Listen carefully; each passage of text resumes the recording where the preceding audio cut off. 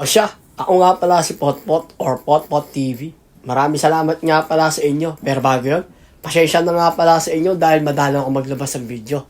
O siya, samahan nyo ako. At ito nga pala yung munti kong kwento sa inyo dahil papasok nga pala ako ngayon sa school. Meron nga kasi kami exam ngayong araw na ito. Naman, shoutout muna sa kapitbahay or anak ng kapitbahay ko na napaka-cute. Shoutout nga pala sa batang to dahil naka-follow daw sa akin sa TikTok. Dahil sa mga hindi po nakakalam, ay meron akong TikTok at saka YouTube na pinapagana ngayon. At pinapalabas ko yung mga video doon. Kaya naman, supportahan nyo na lang ako sa aking page sa TikTok at saka sa YouTube. O siya, pagkatapos ay naglakad na nga pala ako papunta sa kabilang highway para maghintay ng bus. At makasakay na nga rin pala ako. Kasi naghahabol din ako ng oras dahil meron nga pala kami exam. Shoutout nga pala sa bus na ito kahit na sobrang mahal ng gasolina ngayon at diesel. Talaga naman nagbibigay pa rin siya ng service sa mga nag-aaral at sa mga nagtatrabaho. Isipin mo na lang yung kikitain ng mga bus na to. Kahit na sobrang mahal ng diesel, dumidire-diretso pa sila. Para kahit papaano may mag-service yung mga nagtatrabaho at mga nag-aaral. Kaya naman shoutout sa mga biyahero at mga jeep at saka sa mga nagbabas or mga driver ng bus.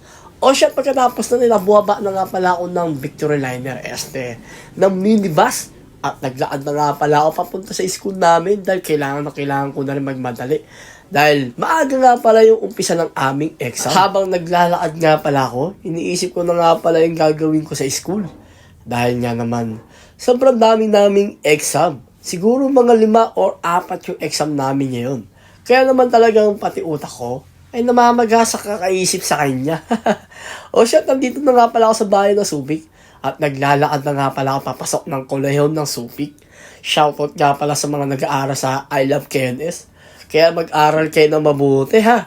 At huwag munang mag-aasawa dahil napaka-halaga ang ating mga pinag-aaralan sa school. Magkaroon tayo ng knowledge para balang araw magagamit natin to in the future. O siya, dito na nga rin pala ako sa loob ng school namin at meron nga palang program na magaganap ngayong umagang ito. Kaya naman tara at samahan nyo ako sa aking classroom dahil, again, meron nga aming exam at nakapag-review naman tayo ng mga araw at oras na ito. Hindi lang yun, nagkaroon na nga rin pala kami ng meeting at meron din palang binigay sa amin yung prof namin. Ang sabi niya, ay sumama nga pala kami dito sa may ginaganap na program. Actually, dumaan na nga rin pala ako para ay papaano makakuha tayo ng medical certification sa kanila. Nakatunayan ay hindi tayo lapitin ng sakit. At pagkatapos ay pumunta na nga pala ako sa canteen namin at bumili ng pagkain. Dahil maya-maya lang din ay mag-uumpisa na naman yung another o panibagong exam namin. Siguro nagtatanong ko yung exam namin. Ito nga pala yung exam namin, pinakita ko na nga sa video. Wala kailangan ko na siguro pakita sa inyo. Marami-rami na nga pala yung sinagot ko. At syempre, makakalimutan ko ba itong mga ginawa naming thesis?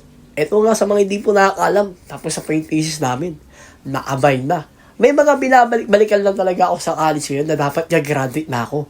Ito nga pala yung thesis namin ni Castillo. Shoutout nga pala sa kaklase ko, napakabait na si Christian Castillo. Grabe no? Dami namin bay na thesis. At ito nga pala yung napakaganda namin ginawa.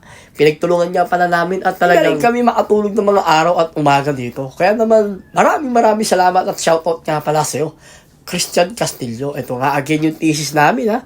O siya, hanggang dito na lang nga ang kwento at umuwi na nga pala ako galing school. Maraming salamat sa inyo lahat. Basta keep the good work and always pray to God. Maraming salamat sa inyo lahat. God bless and mabuhay kayo hanggang sa gusto nyo. Hanggang sa muli, ako nga pala si Potpot. Paalam!